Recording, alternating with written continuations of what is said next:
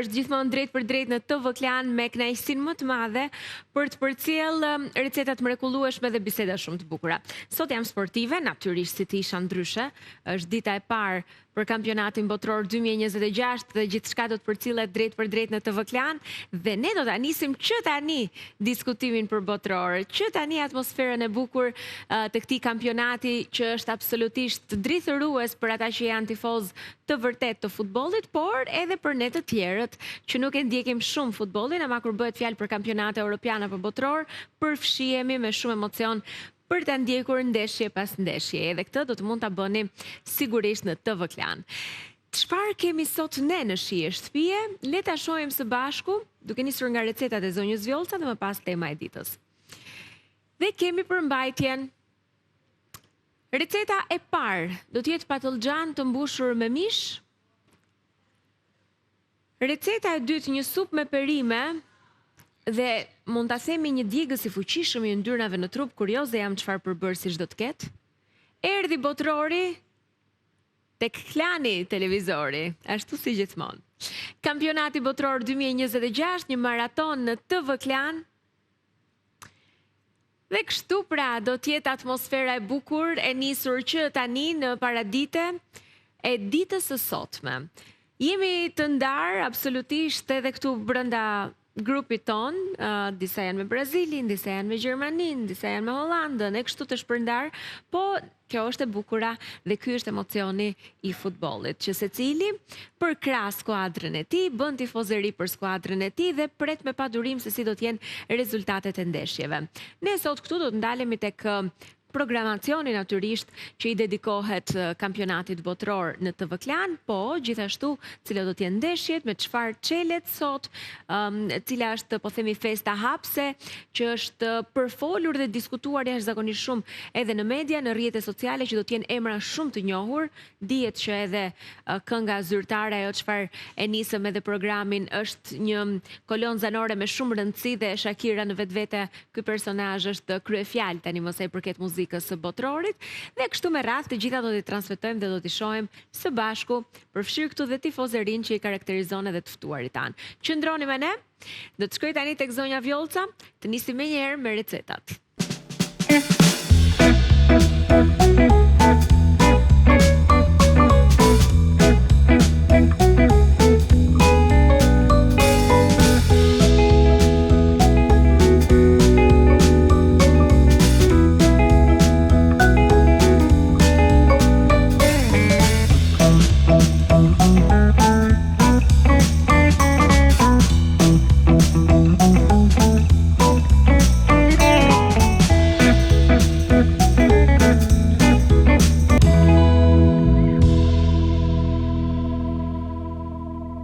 Gati, se do që t'jen.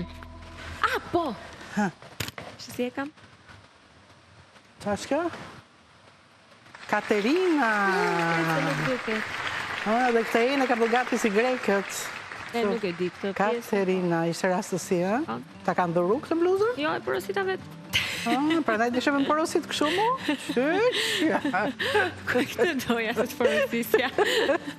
Hapesh Brazil. Po e marri mas më të madhe. Po ti duhet të dish një gjë, unë isha si Hajmali, ta kisha veshën bluzën, do fitonte me gjithme Brazili. Po do fitoj, kushta që s'do fitoj? E ta shofim. E veshim bluzën edhe fitojmë. Jo, tani ta veshim, ka kushte, po ta shofim. Do bëjmë patligjanat mushne, se me Katerinën e me ato qunat, po fillove të flasësh, sidomos për Kevin, për futbolin. Qysh më tha Kevi? Ftoj, do visht atjeta në panel të diskutosh për me, faleminderit shumë, tash jam ke divani. Ju shoh nga televizori, ju shoh nga shtëpia më mirë. Bukur. Tani, shikojni ku kam përfunduar jo 3, po 4 qep mesatare të vogla. Kështu kjo është qepa transparente, që thejmë unë do bëjmë qepën transparente. Këtu dhe këtu qik të verdh, po, duke ndimuar me një qik uj, atë me krip në fillim, pa ndyrë, kur largohet lagështira e qepës, i doja 20 minuta kjo. Që që e mora me ngej që të shiojnë patullxhanët si shduhet. Patullxhan të mbushur me mish. Imam Bajaldia është pa mish. Me qep, ato qepët ishin të mdhaja se në faktun, kur i zgjedh qepët pak të shtypura, i pres në fije, po ato fijet jo më shumë se 2 cm. Duhet të kesh shumë marifet që ne mos ta vëm bishtin, po për ndonjë fillestare që fillon të gatuaj e të bëj patlıgjanët të mbushur, le t'ja presim këtë bishtin e gjatë, vetëm 2 cm, dhe kjo e ruan që patlıgjani kur të mbushet dhe të piqet, mos të prishi formën. Po, të mos shformohet. Ndryshe duhet ta qërosh si bamja, rreth e qarka të maj, ka pak marifet. Nëna tona, nëna ime i zjente, nuk i skuqte, po i zjente, pastaj i piqte. Se u bë 30 vjetë që unë kam hequr tëmthin dhe bënte për hatrin tim këtë punë. Ndërsa, më përpara zonjat i vendosnin në ujë dhe unë i kam vendosur këto në ujë, basi i kam pastruar, larë, qëruar si. Qërojmë në shirita, pjesën sipër që do ta presim, dhe 2 shirita anash, që është pjesa anësore. Pjesën poshtë që do piqet, e shikoni, nuk e kam, kamera, ja. Këtë pjesën e poshtme që do të piqet, nuk e qërojmë. Qërojmë 2 anësoret dhe pjesën e sipërme që do bëjmë prerjen. Mund t'i prisni dhe anësoret dhe i mbushni nga të 4 anët. Dhe unë i vendos në furrë, mbasi i kam hequr nga ujë me krip, i kam lënë 20 minuta, në ujë me krip, i shplaj përsëri i thaj, i vendos në furrë me pak fare vaj, shumë fare pak krip, dhe i pjek për 25 minuta në temperaturën 190 edhe 200 gram do i herë. Dhe patlıgjani është fiks për t'u gatuar. Tani këtu, si që pash dhe si që fola, qepën e kam gati, se e duam që qepën të tretur mirë patlıgjani, vjetë nga kërcasi qepa në gojë. Shikon si është artiste, pa fol fare unë, i kap koordinatat. Tani, këtu kam 400 gram mish të grirë, e shikoni ju, qa cilësi e ka, mish vici, por dhe këto, nëse do bësh tamam, ashtu si që bëjmë qoftet ne, që i përzjem 3 lloj mishrash, dalin që të them. Të nxehet i qik që të kapet mishi, mos na lëshoj shumë ujë, se po ta vendosim tani që është e vakët, derisa të ndryshojnë ngjyrë, nxjerr shumë ujë. Kemi specë jeshil, jo të kuq, dhe një specë pikant. Mua më pëlqen personalisht, nuk e gatuaj kur një gatim, kështu. Në çdo gjë unë hedh specë pikant, vetëm kur vijnë fëmijët në shtëpi, nuk e hedh. Ndihmon shumë për qarkullimin e gjakut, shumë fare. Ju si të doni, unë do bëj si thot Katerina. I hedhim pak fare. Sa përshije. Mishi nuk e skuqim shumë, sa të ndrojnë ngjyrë, se do të rrim këto edhe në furrë një 30 minuta. Dikush i bën pa hudhra, po unë patlıgjanin, në shumicat e rasteve, edhe ku më kanë servirur me patlıgjana, hudhra me patlıgjanin shkon shumë janë si, nuk di që them, o tre vlla. Pastaj, kjo është alternativë, mund të hidhni sa të dëshironi. Me shumë fare pak përbërës, me domate të coptura, të prera, të qëruara mirë nga lëkura, një tufë majdanos, do t'i hedh këtu edhe një lugë magi perimesh,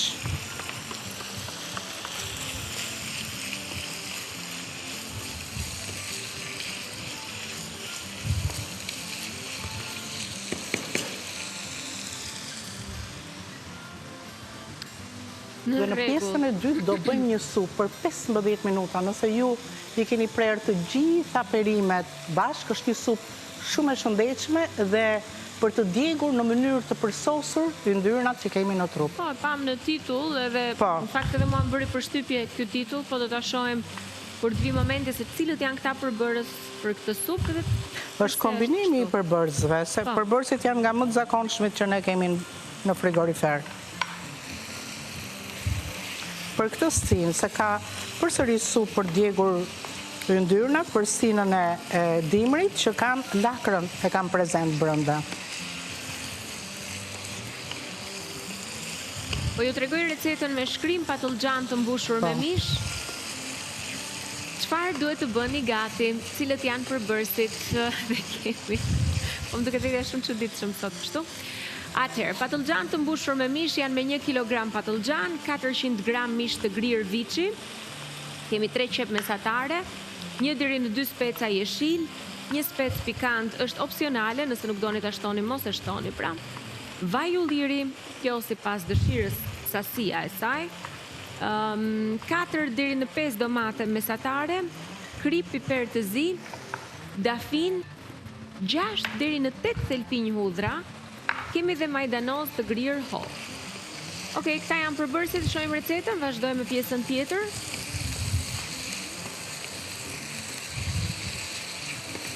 Ja dhe 1 minutë këtu edhe jemi okej.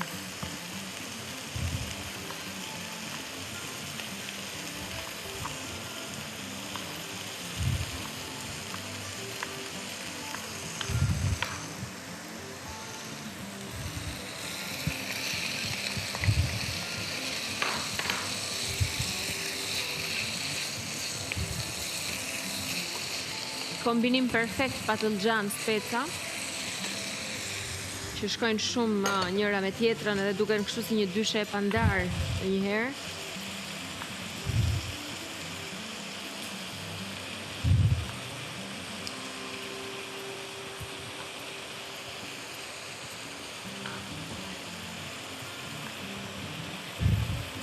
Dhe pak spec djegës, si që thamë. Po ja, gjysmën e këtij specit po i he. As nuk ndjehet fare, më tepër do lëshoj aromën.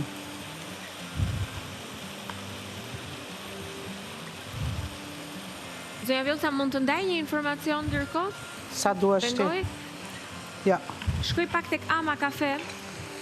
Ju e dini që propozimi ynë për kafen tuaj ka qenë Ama Kafe në këtë rrugtim, me të gjitha variantet që ju gjeni, përfshirë këtu kapsulat ekspres, kafen turke, moka, kafet e ftohta, Ama Iced Coffee dhe Ama Iced Choco që është çokolata, por do t'ju tregoj tani se ka një koncept fantastik të ri nga Ama Kafe në rrugën e Kavajës.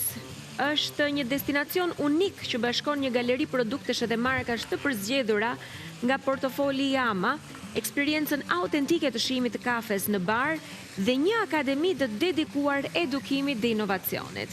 Një hapësirë ku vizitorët mund të shijojnë, provojnë dhe mësojnë, po edhe të testojnë produkte, metoda përgatitje dhe teknologji të reja, duke eksploruar historinë, traditën dhe mjeshtrinë artizanale të kafes. Më shumë se sa një pikë shitjeje apo një kafene, është një qendër eksperiencë dhe njohurie që sjell së bashku pasionin për kafen, inovacionin dhe formimin profesional. Ndaj do të keni një destinacion totalisht të ri për të mësuar më shumë mbi kulturën e kafes në Shqipëri dhe për ta shijuar kafen. Pikërisht në rrugën e Kavajës te Garden është Ama Kafe që ju mirëpret me një koncept absolutisht të ri, shumë mikpritës, po mbi të gjitha siç e pat informues dhe plot eksperiencë. Shumë mirë. Tani do të hedh hudrat, edhe specin pikant, do të hedh erzat, që janë një lugë gjelle të prerë kështu, me magi perimesh. Jep një shije absolutisht shumë të mirë, dhe kur doni të bëni lëng perimesh, mjafton raporti një lugë e prerë shtrirë me 500 ml ujë, jeni në rregull. Një lugë plot me 1 litër. Do të hedh piper të zi, shumë pak krip,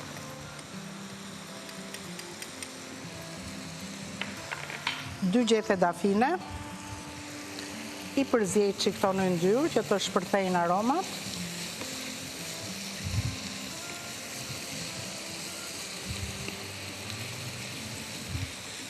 Do të hedh domate në kubik.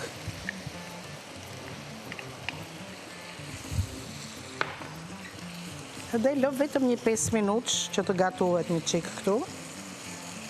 5 dhe në 10 minuta. Po 5 minuta të lëun, pasaj atë 5 minutë që në tjetër ja shtoj ke furra.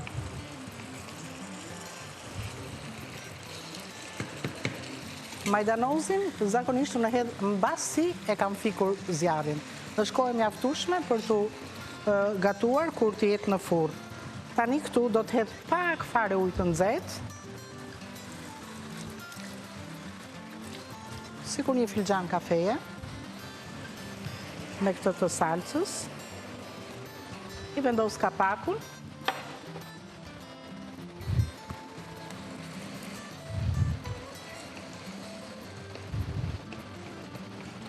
Dhe bëjmë i gati që për 5 minuta kene informacion tjetër ti për dënë. Kemi recetën, kemi dhe kujtesën që gjatë Shumë bukur.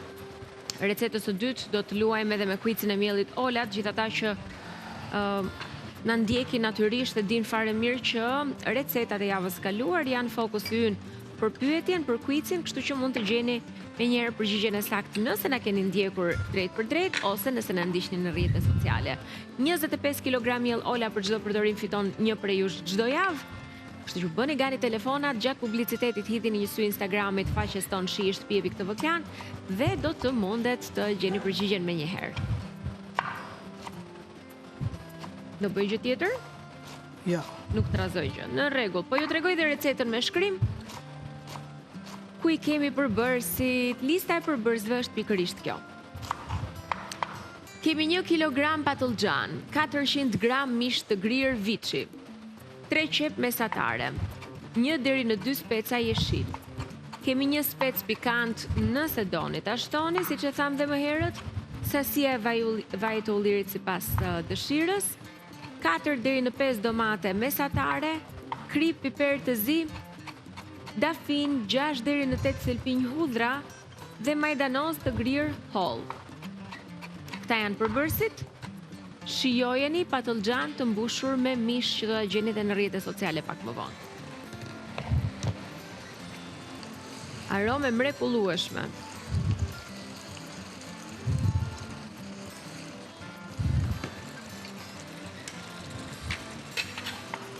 Ta fiku tani këtë? Okej.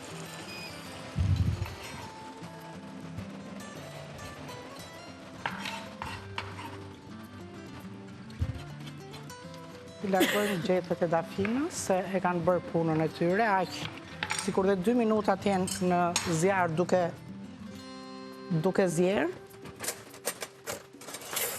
e kanë kryer detyrën e tyre. Ja një. Është edhe një tjetër tani, ta gjej. Ja, Kusht? Shikon? syri. Së shqipon. Lentja po ashtu. Ada Mudi ka syzet e tjera ke shtëpia. Ai. Dhe tani koha për të mbushur patullxhan. Tani, mirë është që patullxhanet rinë njëri bisht këtej, tjetri këtej. Po më kriyoshin çik probleme dhe i vura 2 kështu, edhe këto në drejtim të kundërt. Në rregull. Ja, ti trazojmë dhe njerë. E kam lëmë pak fare të lëngshëm që mos më thahen. E dini vetë ju këtë punë. Fura duhet jetë e para ngrohur, Katerina. Kjo tjetra këtej. Ke 190 gradë që mos na digjen. Edhe fillojmë mbushje. Që mos pikojmë. I mbushim mirë.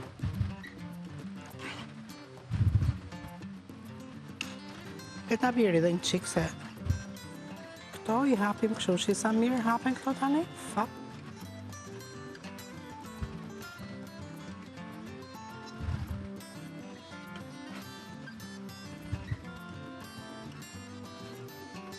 Shumë mirë.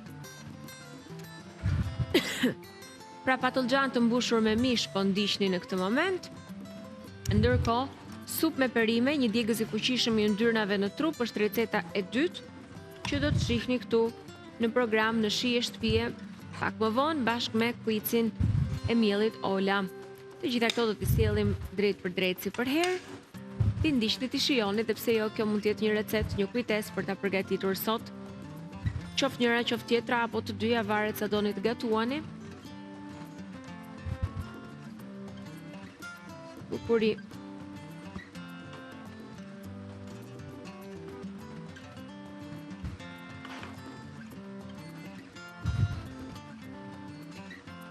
Idealisht të shkuarit në punë duhet jetë me orarin 10 e tutje. Të shkosh në punë para orës 10 mund të ndikojë negativisht tek trupi dhe mendja jonë, thot një artikull. Ekspertët, veçanërisht ata të gjumit edhe të ritmit biologjik, kanë treguar se për shumë njerëz nisja e ditës shumë herët bie ndesh me orën natyrale të trupit.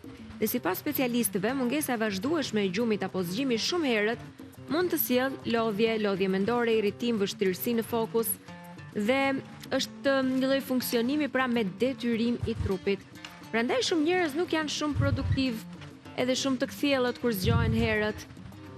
Kjo pastaj nuk do të thotë që ju domosdoshmërisht ta justifikoni veten të flini vonë e të zgjoheni vonë, por të bëni gjumin e plot pak a shumë, kjo është ideja. Nuk ka qenë shqiptar ai që ka bërë të ai që ka nxjerrë këtë konkluzion nuk ka qenë shqiptar. S'ka qenë shqiptar, pse mendon kështu? Se shqiptarët e shkret janë çu gjithë jetën. Zgjohen herët. Po. Për punë. Por idealisht që nga vonë, goxha vonë, se 10 është. Në fakt, të duket sikur ka ikur një pjesë e mirë ditës deri në orën 10, tani s'është aq vonë. Kur e nis herët, sikur i vë gjërat përpara edhe të zgjat, ke më shumë kohë në dispozicion, të zgjat dita. Po dhe fjalët popullore kështu thonë që duhet të çohesh herët. Po. Punët e mira bëhen që në mëngjes. Po.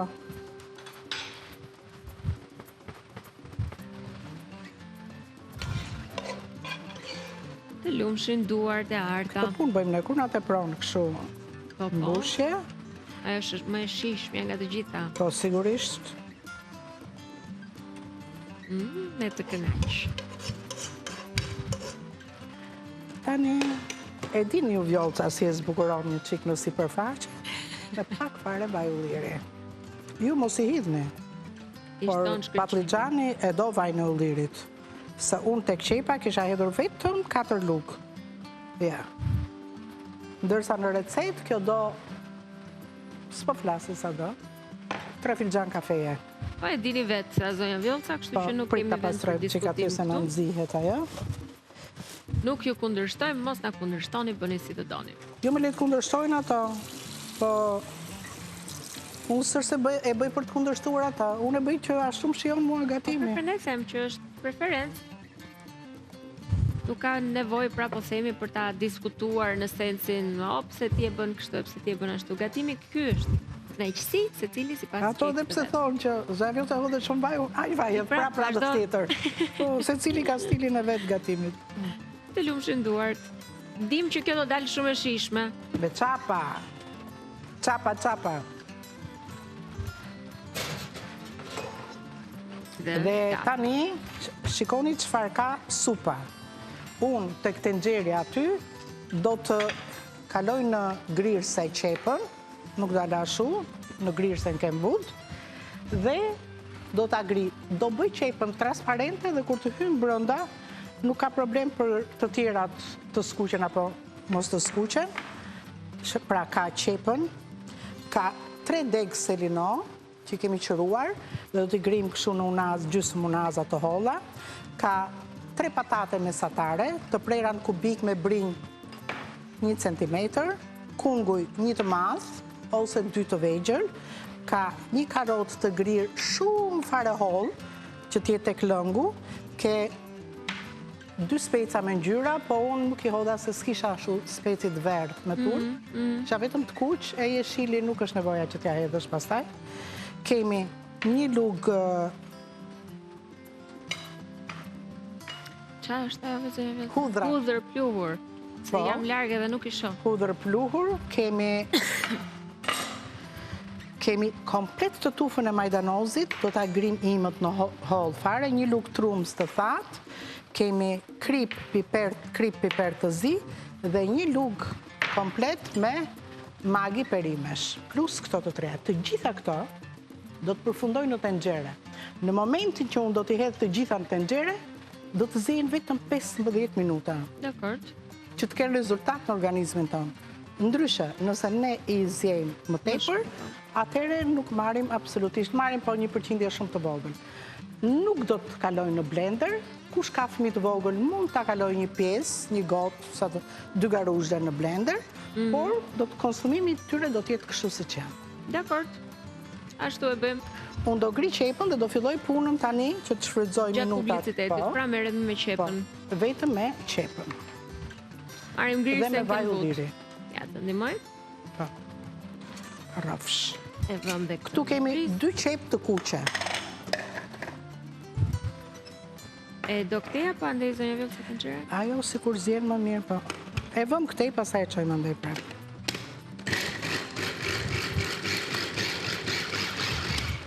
Kaq.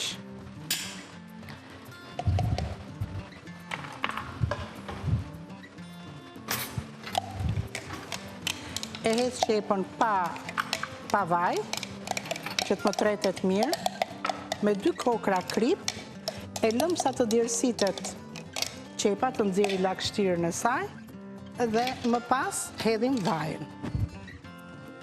Shumë faleminderit, Katerina, rrofsh. Gati, çdo gjë këtu. Ma e kapakun këtu, edhe ja kështu djersitet, kjo është shumë mirë. Jo ke 9, po e qoj ke 7. Pastaj këtu gjitha. Sa të kthehemi do merremi me vazhdimin. Bravo.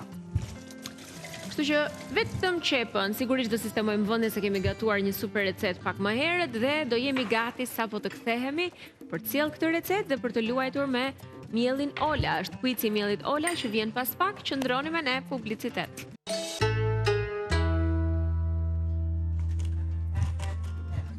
Jemi gati për të vijuar tani me shije shtëpie me recetën e dytë. Tham dhe më herët që gjatë publicitetit zonja Vjollca do të përgatiste vetëm qepën në mënyrë që të fitonim kohë për ta sjellë aty në pikën ku duhet të jetë gatuar. Po, dhe qepa është gati, mund ta rrotullosh 2 herë. Edhe nga 1 minutë, cilët janë perimet më të forta, ato do të hedhim në fillim. Për shembull, selinoja me njëherë mbas qepës. Pra u bën 2, 3, 4, 5, 6, 7 majdanozi, perime, i bëjnë organizmi ton detoks që shta dushti. Tani? Tu ta nxesh që tani këtu apo? Po, e nxejmë këtë, se do bëjmë ca brusketa. Bukën që kemi në shtëpi, s'është e thonë që o s'ka të brem baget. E bëjmë me kështu unë knaqe. E kam hedhur një thelpi hudhër aty, vetëm për të aromatizuar, ose në qoftë se është buka e fortë, e gryemi qika aty ke buka. Jo, s'ka, nuk është bërë akoma, lejtë theken një qik. Pastaj do t'i mbushim këto brusketa me qarë. Me qarë do t'i mbushim. Me qarë të doni ju, kuptohet, mund t'a bëni dhe një sals ekstra me çfarë keni në shtëpi. Por, unë sot do t'a bëj me speca, më të prut, ke kavanozi specave? Po. Me gjysmat atyre specave që të pruan, do t'i pres në lypat hollë.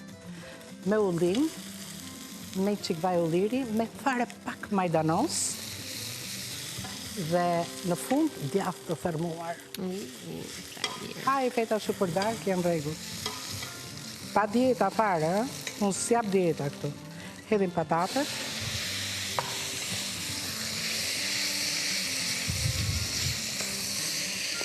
Sa të lyen qik me ngjyrë. Vaj kam hedhur pak në fakt, do dhe një qik. Do të hedh karotën. Thash, këto nuk ka nevojë që të skuqen hiç.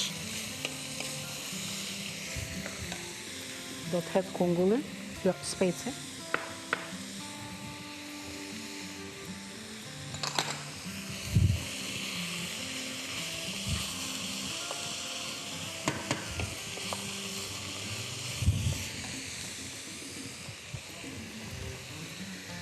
Kungullin, në gjithat.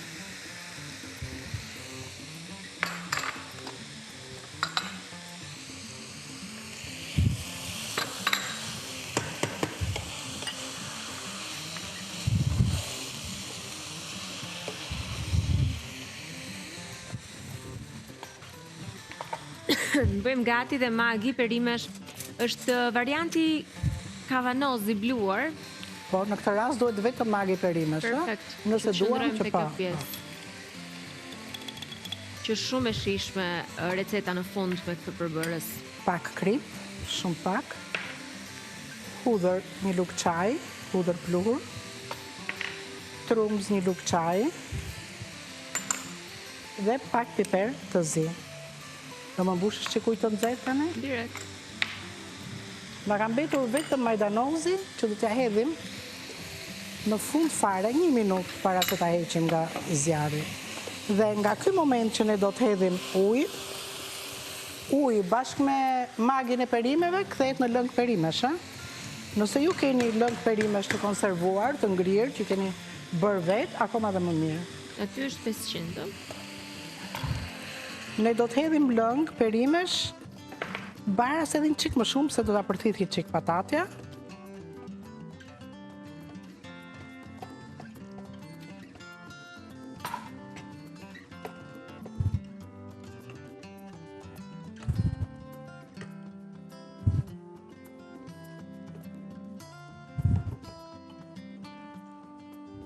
Ja kaq.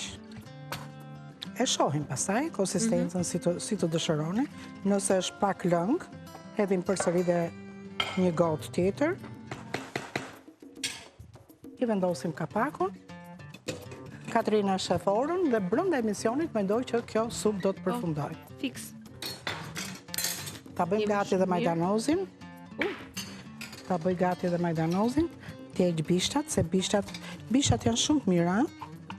Mund t'i grini dhe mund t'i ngrini në frigorifer dhe në një lëng perimesh që e bëjmë vetë në shtëpi, i hedhim dhe shkëlqyshëm e nxjerrin komplet.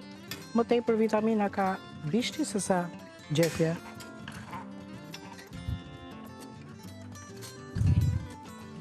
I rrotulluam në kohë.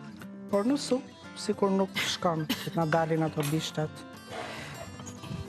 Mirë, po ju jap recetën me shkrim, supë me perime.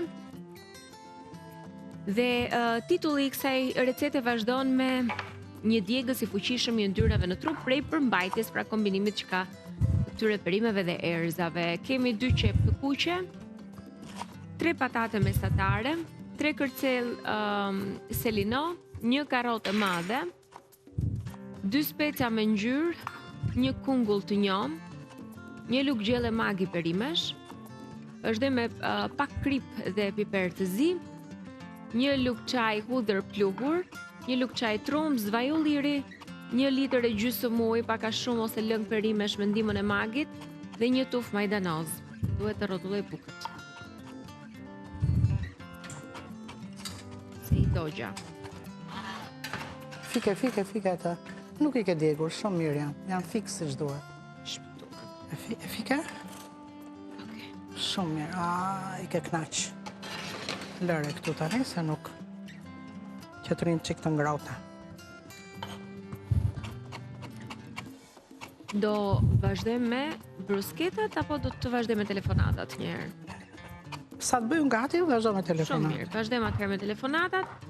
Po vendosem këtu te këndi Ola dhe shpallim quizin.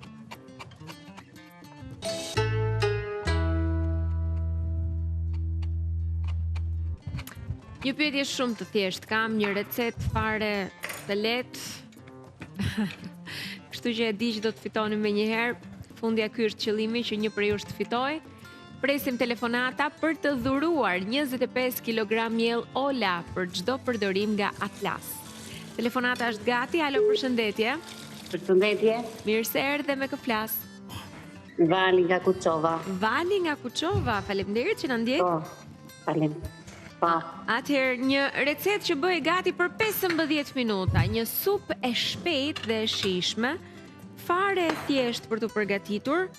Me çfarë përbërësi kryesor ishte kjo supë? Nëse ke nevojë për ndihmë, më thuaj. Po. Ke nevojë për ndihmë. Atëherë, përbërësi është në ngjyrë të gjelbër, gjethe të gjelbra, ka shumë hekur në sasi, ka patur spinaq. Përgjigjja është e saktë. Të lutem, mielin Ola, 25 kg që ke fituar, duhet shkosh në fabrikën e miellit Atlas që ta marrësh dhuratën. Në rregull? Faleminderit. Të përshëndes. Faleminderit ty. Ja.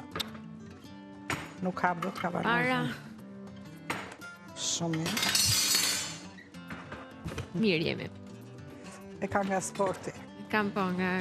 Jam atlete, sot është ndryshe, në fakt. Me të sheshta. Isha më mirë me taka.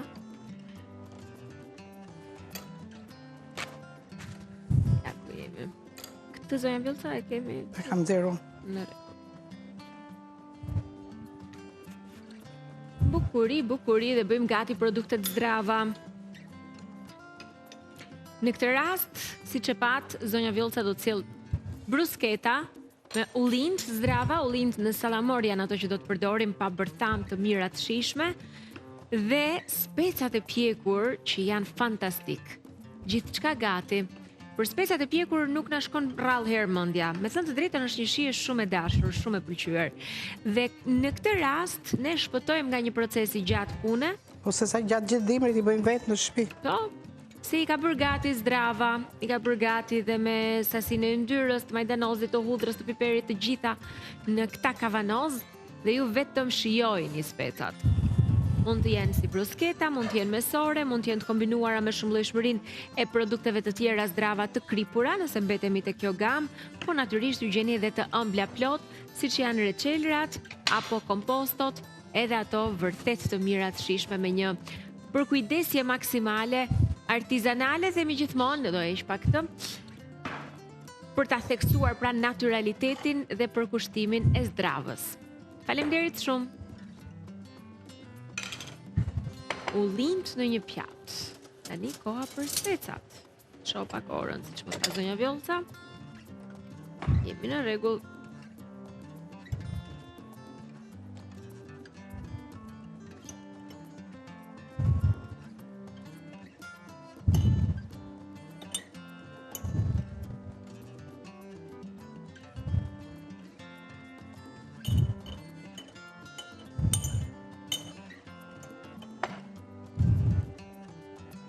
Do i presim në feta? Në shirita kollë. Shirita kubik, si të doni ju, mjafton që të qëndrojnë ke buka dhe kur ne ta konsumojnë, mos të na bjeri, këtë duhet kemi parasysh. Mund t'i bëjmë dhe në kubik të vegjël.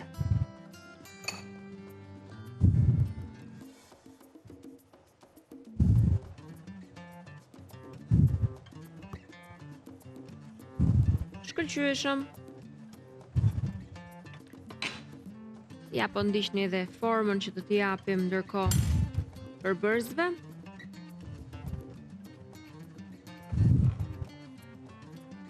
Interesante, gjithmonë flasin në sezonin e verës mediat e huaja për turizmin dhe vendet e bukura turistike, pika turistike të Shqipërisë dhe na vjen shumë mirë për këtë që evidentohet, po mbi të gjitha punohet për promovimin. Dhe thuhej se Shqipëria në një artikull kryesisht tek mediat franceze, Shqipëria po shfaqet si një nga destinacionet më tërheqëse të verës 2026, duke ofruar peizazhe, mahnitëse mesdhetare dhe kosto shumë më të ulta se sa destinacione tradicionale turistike. Kështu shkruhet në mediat franceze. Dhe është bërë një krahasim me Spanjës, Portugalisë, që po bëhen më të shtrenjta me kalimin e kohës, pra ofrimi i paketave të ndryshme turistike, i resorteve, çmimet që janë ndryshuar, ndërkohë si një alternativë ideale për pushime cilësore dhe të përballueshme, kanë renditur Shqipërinë, pra krahasimi me Spanjën, Portugalinë për çështje kostoje. Aka shumë është bërë ftesa, pra e jani në Shqipëri, sepse do të gjeni çmime shumë më të favorshme. Për çmimet mendoj se Europa mbetet vërtet shumë e kënaqur me atë çfarë ofron Shqipëria. Pastaj për natyrën nuk ka fjalë, dihet ajo punë. Tjetër gjë që mund të ketë vend për diskutim për shërbimin në vetvete, që ka akoma vend për diskutim aty, dhe për infrastrukturën, që ka vend plot për diskutim, po nejse. Nuk po e zgjasim.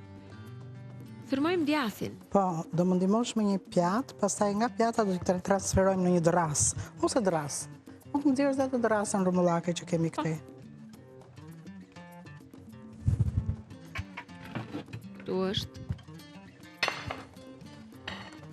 Shumë bukur. I vendosim fetat e bukës aty? Të vë bukët aty?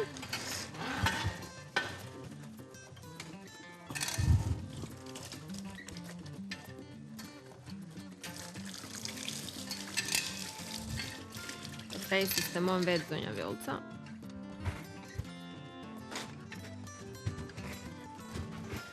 Shumë faleminderit, kam flori e shkuar. Flori me diamant.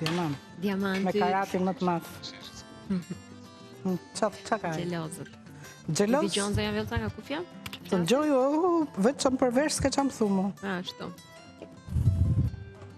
Nga sytë ka fillu të përëndoj. Nga veshët jam brisk. Tani, këtu, në këtë tas, si që pat ju, unë kam vendosur ullin, nëse ullin janë më të vegjël, nuk i presim. Kam vendosur specat e kuq, që janë të pjekur dhe të marinuar shkëlqyshëm. Nuk kam nevoj që të hyun të bëj një proces, me prik vaj në ullirit. Do të hedhe dhe pak vaj ulliri këtu.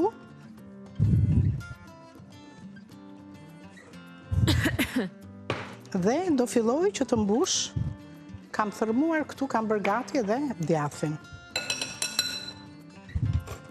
Marim një lugë, mund t'i bëni dhe më të mëdha këto, unë i bëj më të mëdha në shtëpi, po këtu si për kështu lezet i bëra më të vogla.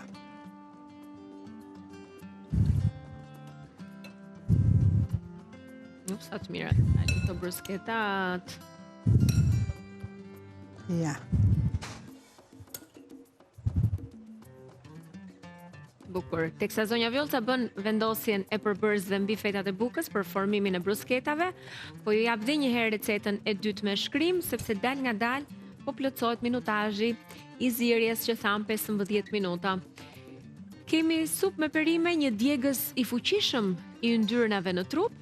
Përgatisim 2 qep të kuqe, më pas 3 patate mesatare, 3 kërcej selino, 1 karote madhe, 2 speca me ngjyra, 1 kungull të njom, 1 lugë gjelle magi perimesh, vazhdoj me pak krip piper të zi, 1 lugë çaj hudhër pluhur, 1 lugë çaj trumz, vaj ulliri, 1 litër e gjysmë ujë ose lëng perimesh dhe 1 tuf majdanoz. Vetëm majdanozin e kam mbetur në tryez, që do të shtohet. Është për këtu majdanozi, se këtu janë në rregull, ha? Flisja për supën, pra që mbaroj thuajse çdo përbërës është. Po. Tani do marr djath. Do hedh këtu nga një çik djath. Ja këta. Jo shumë. Nuk është shumë i kripur ky djathi, është shumë i mirë. Ne gjithçka që blejmë, e blejmë nga më cilësorët këtu.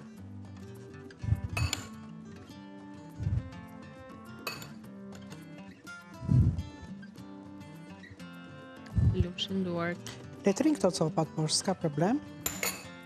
Se ka lezet, janë përbërësit që pak fare rigon.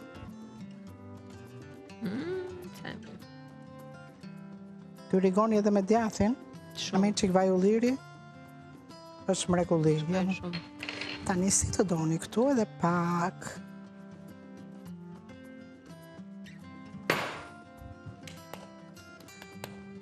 Kujtë zonja Vjolca të nimojo me këto. Trojmë vëndet. Ju betohem që kur të hani këto, hanin të fund për të plotësuar në i vënd bosh, se po të filloni me këto, zorë se provoni të tjerat pastaj. Shumë e mirë. Lezi po i rezistojmë edhe ne këtu. Shojmë konsistencën e... Mund të shtojmë edhe pak ujë, po dhe mund të mos shtojmë. Për mua është në rregull, do të hedhim komplet këtë majdanozin që bën mrekullira në organizëm.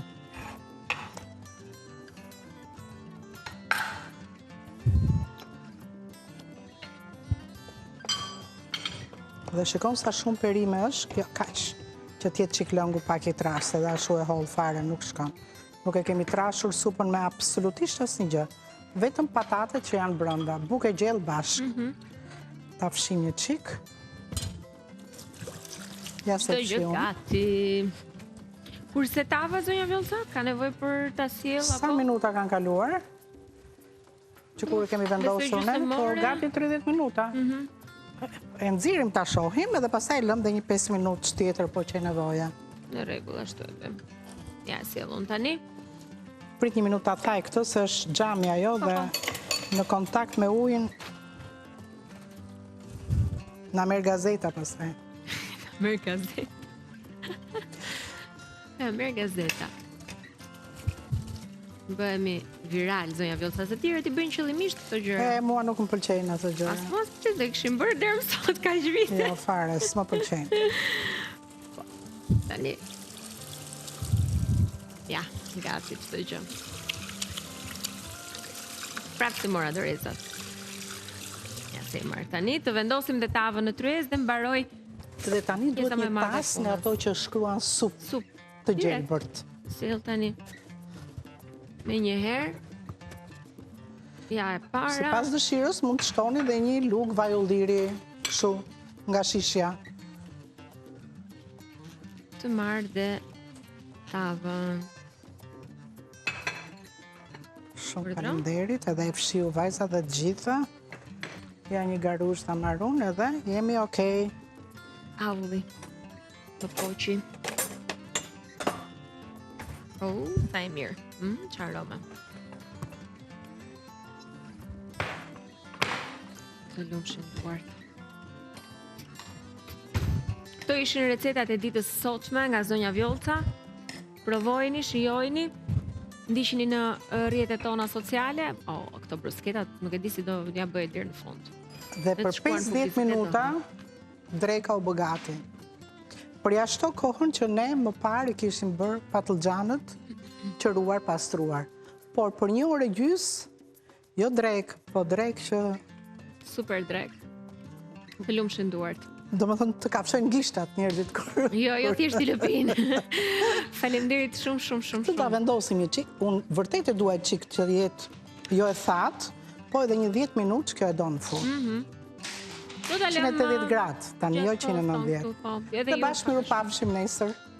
Të takojmë përsëri në shi e shtëpia. Qa është nesër? Nesër, pas nesër. Pas nesër. Se jam Vjolca. Do takohemi, do kemi parë të ndeshjen e parë të Brazilit gjatë fundjavës dhe... Ta shoh është Brazilin të knaqesh, unë shoh diçka tjetër. Më trastoj. Po. Ishte Ika, miru pafshim. Bashkë miru pafshim. Ika.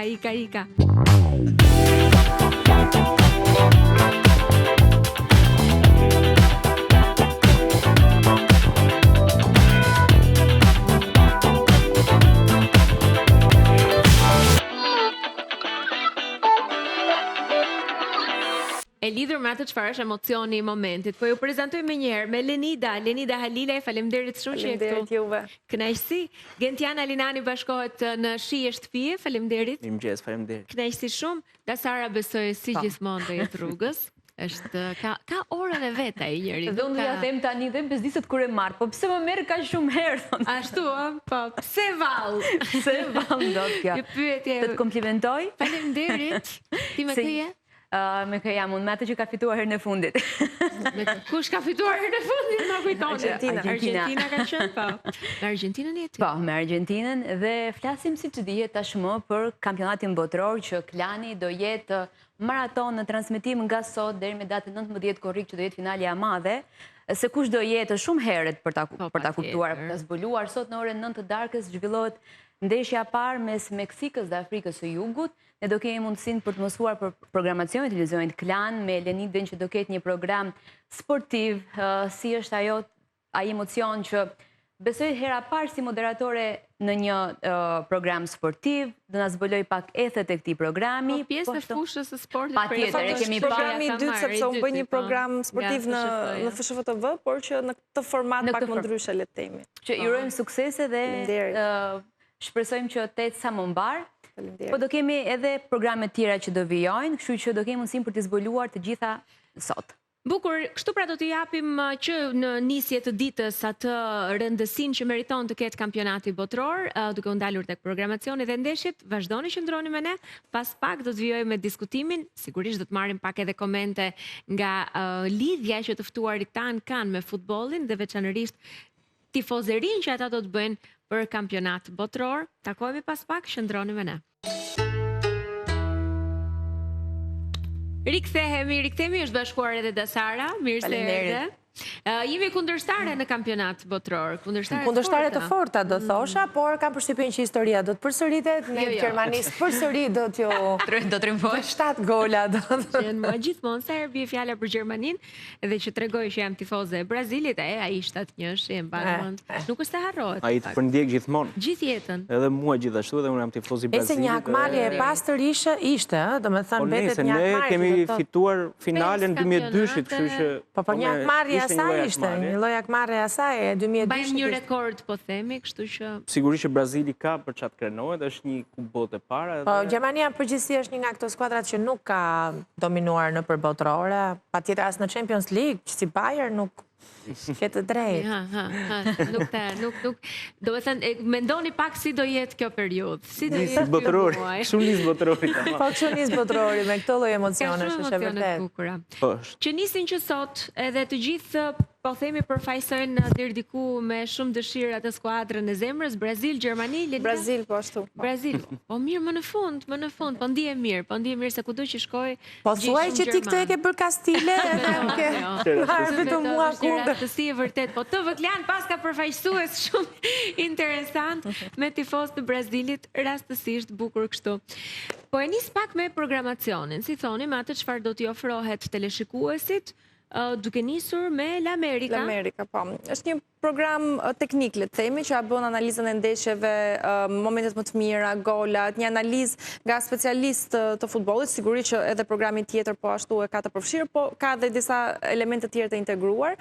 Fokusi është sigurisht të gjitha momentet më pikante, personazhet, statistika, tabela, lidhje direkte do të kemi të ftuar special po ashtu para dhe pas ndeshjeve praktikisht në varësi edhe të programacion, se programacioni këtë rast është pak i komplikuar nga botërori për shkak të orareve të ndeshjeve, por përgjithsisht do jemi çdo ditë në klan, në disa raste do të jemi 2 herë në ditë për shkak të ndeshjeve që janë shumë të rëndësishme dhe sigurisht mund të jemi edhe në orën 8 le të themi dhe mund të jemi prapë përsëri në orën 12, por e fillojmë me orën 8 dhe më pas gjithmonë duke u përshtatur edhe orareve të ndeshjeve. Kjo është ajo çfarë e bën disi më ndryshe këtë kampionat botëror, duke qenë se është i vendosur totalisht në kontinent tjetër dhe ndryshojnë oraret me Europën. Pavarësisht se FIFA dhe organizatorët janë munduar që ta ndërtojnë një lloj kalendari edhe për pjesën tjetër, pra të Europës, që të mos ketë ndeshje në orët e vona dhe skuadrat europiane të luajnë në një orar që mund të ndiqen, por që ky ishte një risk që kur u mor vesh që do luaj në SBA dhe për më tepër fakti që luhet edhe në Kanada dhe në Meksik e bën një shpërndarje akoma më të madhe për shkak të orareve. Është një lloj sfide në vete edhe për ne, gjithashtu që do komentojnë ndeshjet në orët e vona. Ju keni janë ndeshjet edhe gjatë natës. Po. Këtë kampionat, që është punë për ju edhe në 2 natës. Mëngjesit, në 4, mëngjesit. Sot është natës, sepse bëhet hapja që orarin këtu në Europë është, do në të në Shqipëri është 9 të paktën. Që do të thotë që pastaj do ndiqet në ndeshja e dytë është në 4 të mëngjesit. Po, ka një ndeshje tjetër në 4 mëngjesit, check-in me Korenë. Kjo është ndeshja e parë që luhet në këtë orar. Ndeshja e hapse e kanë llogaritur që të jetë për ta shohin në gjithë botën.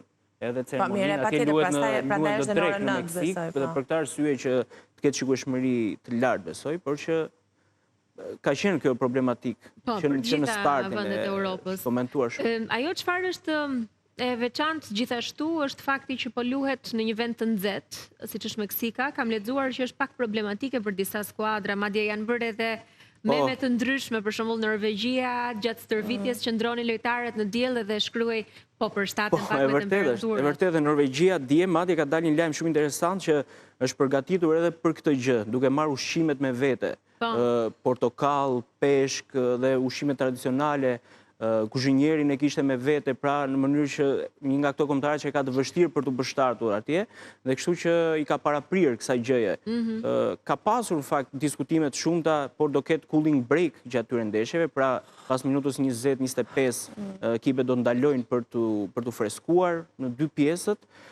Madje ka pasur diskutime edhe nga organizata botërore e lojtarëve që në rast se temperaturat janë shumë të larta duhet të ndërpriten ndeshjet. Kjo pasaj është një diskutim i madh sepse FIFA nuk është se e pranon këtë gjë, do që të çojë ndeshjet deri në fund. Është diskutuar, po provën e vërtetë e kaloi në botërorin e klubeve që u luajt vjet në Shtetet e Bashkuara dhe ja dolën, domethënë nuk kishte ndonjë problematik shumë e madhe. Edhe në Katar ka qenë pak a shumë e njëjta situatë, sepse pavarësisht se u bën në dimër, sidoqoftë është një shkretëtirë edhe sigurisht që ishte sidoqoftë me temperatura të larta, por janë bërë këto ndalesat për tu freskuar që ka funksionuar faktikisht. Në përgjithësi ky kampionat ka goxha të reja, po themi, dhe ndryshime duke nisur që nga numri i skuadrave. Është nga numri i skuadrave, fillimisht kemi shkuar në 48 skuadra, janë 104 ndeshje që do të luhen.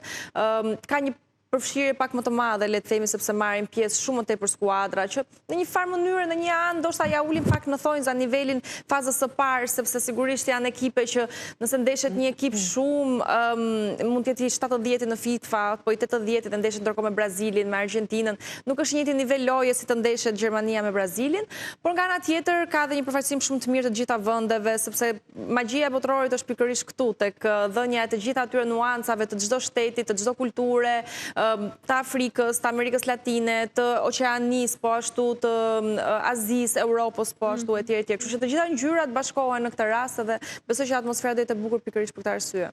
Dhe Sara, këtë kampionat ka shumë lojtarë të cilët ne i kemi njohur ndër vite, i kemi parë të shkëlqejnë, po që e kanë vallëzimin e fundit konsiderohet. Mes të cilëve për shembull edhe Neuer, meqense është skuadra e zemrës. Si e ndjen duke qenë se i rritur duke parë, po themi ndeshje dhe duke adhuruar futbollin, se ti nuk je thjesht tifoze si puna ime që kur të luhet do bëj tifozeri. Ti e ke ndjekur sportin dhe futbollin në ndërsi. Po, pëlqen futbollin shumë edhe jo vetëm ai i Gjermanisë, si më thënë. Kam vizituar Allianz Arenën, kam qenë në dhomat e zhveshjes, ka qenë një emocion shumë i veçantë, për shembull kur kam parë këpucët ose veshjet e Neuer në mënyrë të veçantë, sepse vërtet ai ka bërë histori. Megjithatë, Gjermania ka shumë lojtarë, ashtu si çdo skuadër që i ka vërtet yje të pa diskutueshme. Dhe kjo çështja e Neuerit Neuerit ndoshta është edhe me statistikë një nga lojtarët që ka qëndruar më gjatë në skuadër, sidomos në kombëtare, po qoftë edhe tek Bayerni, pra që është aty. Kështu që nga që kam parë shumë të tjerë që kanë qenë shumë të mëdhenj, por kanë ikur dhe më shpejt, nuk e ndjej këtë që Neueri, si me thënë, do iki se e kam shijuar. Ndoshta ka qenë edhe një periudhë ku isha rritur, sepse tifozëria është një gjë që përgjithsisht ne këtu në Shqipëri e kemi të trashëguar nga prindrit, edhe unë kam thënë disa herë që stemën e Bayernit ose të Gjermanisë e kam pas të vendosur tek bufeja, që kishte vendosur babi. Pra kam qenë e vogël fare kur kisha tifozërinë për Gjermaninë, pa kuptuar akoma shumë mirë se ç'ishte futbolli. Kështu që kam shijuar shumë lojtarë ndhenj që me në kohën e Beckenbauerit që ishte fundit i 80-ës, fillimi 90-ës, ose Lothar Matthäus. Pra, të gjithë këto yjet e Gjermanisë që i kam shijuar, i kam parë, i kam pëlqyer, dhe Neuer është një nga ata që kam qenë shumë e rritur, futbollin e kuptoja, dhe prandaj dhe e kam shijuar si një lojtar që ka qenë gjatë aty, prandaj nuk ndjej, si me thënë, keqardhje. Më duket se edhe për Ronaldo është një gjë. Për Neuerin ka pasur edhe polemika, sepse trajneri Nagelsmann kishte deklaruar që nuk do ta grumbullonte më për këtë botëror. Momentet e fundit ndoshta duke parë edhe performancat e mira që bëri me Bayernin, dhe ka pasur hatërmbetje edhe nga Ter Stegen dhe nga portierët e tjerë që nuk kanë shans kur ta tregojnë ata veten, se botërori një herë në 4 vjet luhet, një lojtar mund të marrë 2 ose 3 botëror, dhe ka pasur një debat, domethënë edhe për këtë. Aty janë të rreshtuar dhe ata që do të thotë që mund të zëvendësohet Neueri në rast të ndonjë shumë vështirë. Raste të rralla. Po, edhe Ronaldo është i fundit për mesin. Portierëve është gjithmonë që nëse ti nuk je titullar, praktikisht nuk ke mundësi të marrësh minuta, portierët, mbrojtësit në ndonjë rast dëmtimi. Fatin më shumë për debutuar edhe për të luajtur e kanë sulmuesit mes fushorët. Jo, megjithatë Neuer njihet për të gjithë, prandaj është Neuer dhe dihet se çfarë portieri është, kështu që unë mendoj që nëse do të ketë ndonjë gjë që nuk shkon në ndeshjen e radhës, do të jetë mundësia për portierët e tjerë, apo jo, dhe për të bërë ndryshime në këtë aspekt. Sa mirë që është Neueri, nëse në qoftë se ai nuk tregon atë që tregon. Edhe i pagabueshëm thot Gentiani. Jo, është i gabueshëm, po statura që ai ka është shumë e vështirë për ta lënë kapitenin, legjendën stol, krijon polemika më vonë. Për më tepër një moment si ky, siç është kampionati. Që do t'i shkojë deri në tjetër dhe nuk ka ndonjë diferencë shumë të madhe mes Neuerit edhe portierëve të tjerë, se Gjermania gjithmonë ka pasur traditë në cilësinë e portierëve. Stegen po ashtu është një nga portierët më të mirë aktualisht në Europë, kështu që është pak e padrejtë në një farë mënyre, por që futbolli ka këto zgjedhje. Besoj që ndjetem shumë te Neueri, ndërkohë që është botërori i fundit i Ronaldos, është i fundit i Modricit, i Mesit që e ka thënë vetë që do të jetë i fundit, i Neymarit po ashtu. Domethënë ka shumë lojtarë, shumë emra të mëdhenj që do t'i shohim për herë të fundit në këtë skenë. Nuk e di a është menduar në një ceremoni për këta emra, përcjelljen, si me thënë të tyre. Jo, nuk ka asgjë, sepse ata ndoshta me kombëtarën e tyre mund ta vazhdojnë të luajnë. Kështu që nuk është, po, e vërtet, po vetëm Messi e ka thënë, Ronaldo kështë bërë një batut, nuk e di sa e vërtet është, mund të luaj edhe në botrorin tjetër, kështë thënë. Me Ekun që Ne ka treguar që është i pa... është i zotë i pandalshëm, po jo, është i pandalshëm dhe i fillon që me ego kjo gjë. Pastaj me disiplinë, me punë, po që lind nga ambicia, nga ego, që padyshim për mua Ronaldo e ka pasur gjithmonë më të madhe se sa Messi. Nëse dhe gjithmonë i kam darë të dy, tek Messi si një talent të lindur dhe se Ronaldo që ka arritur dhe me punë edhe kështu, po edhe talentin e ka Ronaldo si tash. Vjen keq, po Ronaldo njëhet botërisht për disiplinën edhe egon edhe për kushtimin. Pa diskutim. Po nuk duhet ta shohim gjithmonë si një gjë të keqe këtë. Kjo është çështje pozitive. Domethënë unë kam kaluar kaq shumë debate, diskutime dhe me gazetarë dhe me ekspertë të futbollit, që unë për shembull jam një simpatizante e Messit. Megjithatë, me kalimin e kohës kam kuptuar dhe gjithmonë kam qenë partizane e talentit, nuk diskutohet. Me kohë kam kuptuar që pavarësisht që nuk diskutohet, që talenti është i domosdoshëm, puna sjell rezultatet që i ka sjell Ronaldo, që shpesh ka shkëlqyer edhe më shumë se Messi. Pavarësisht se e theksoj, për mua Messi është, unë atë dua, nëse do bëjmë një ndarje. Por bota është ndarje gjitha për gjysmë kështu, dhe mendoj që është dhe çështje karakteriale. Të kesh dhe talentin, dhe Ronaldo e ka, të kesh dhe egon dhe ambicien, disiplinën, aqë më mirë akoma, e kupton? Por nga ana tjetër kemi një programacion akoma edhe më të pasur në TV Klan për të vijuar pak. Në Amerika është një program i cili do të informojë dhe do të përcjell edhe siç e the edhe vetë Lenida anën teknike, por gjithashtu kemi dhe programin me Marinën. Kampionët e botës. Pak informacion. Po është programi që do të na shoqërojë çdo mbrëmje me spektaklin e tij pas ndeshjeve, edhe pse edhe këtu orari do të varet dera herës, mund të kemi ndonjë spostim në orën 23 fillojmë sot. Është një program që u përqafua nga publiku shqiptar në Europianin e vitit 2024 dhe ne jemi munduar që të ruajmë një lloj linje, një lloj boshti të asaj gjëje, por që nuk do mungojnë surprizat. Mund të zbulojmë diçka? E kam pa mundur. Do më fuzë në shërë me Marinë. Për qenushin a do jetë më. Do më fuzë në shërë me... Qeni që bën të zbulimin e ndeshjeve. E kam të ndaluar. E ke të ndaluar. Nuk është më qeni.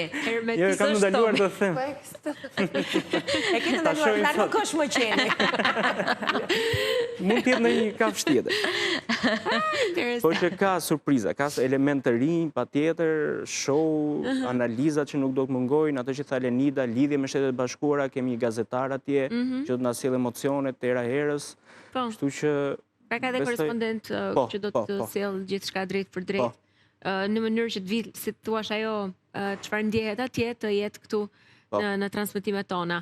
Do ketë surpriza atëherë, nuk mund të zbuloj më shumë detaje, po për fat të mirë pak orë na ndajnë nga ky moment për të kuptuar saktësisht se si do të jenë mbrëmjet e kësaj periudhe, e këtij muaji shumë të bukur, mbushur me futboll, me kampionatin botror dhe që e do këtë elementin, po themi një natë vere, dhe sportin edhe humorin që ka në këtë lloj formati. Sepse i tillë është botrori, është një lloj kompeticioni që të përfshin edhe ata që nuk shohin futboll, këtë muaj do të shohin patjetër. Sigurisht. Kanë filluar të interesohen, jo kur luhen, jo kush i transmeton, që dihet gjithë i transmeton Klani. Po natën do bëni emision, po në mëngjes si do bëni, domethënë ka një lloj kurioziteti për të kuptuar që si do ta shohin, si do të... Është e kuptueshme që ka një shkallë vështirësie, por ja që do të bëhet çdo gjë drejt për drejt do të jetë transmetuar, është ekskluzivitet edhe do të plotësohet ashtu siç duhet, me shumë përkushtim nga stafit të cilët do të jenë ditë e natë në punë për të patur teleshikuesit kaq të thjesht marrjen e emocioneve të këtij kampionati. Bëjmë një shkëputje të vogël publicitare, do të ndjekim madje edhe spotin promovues dhe kur të kthehemi do të ndalemi përsëri në futboll në kampionat botror, risi që do të ketë dhe sigurisht kjo tifozeria se si është edhe për të ftuarit pas pak.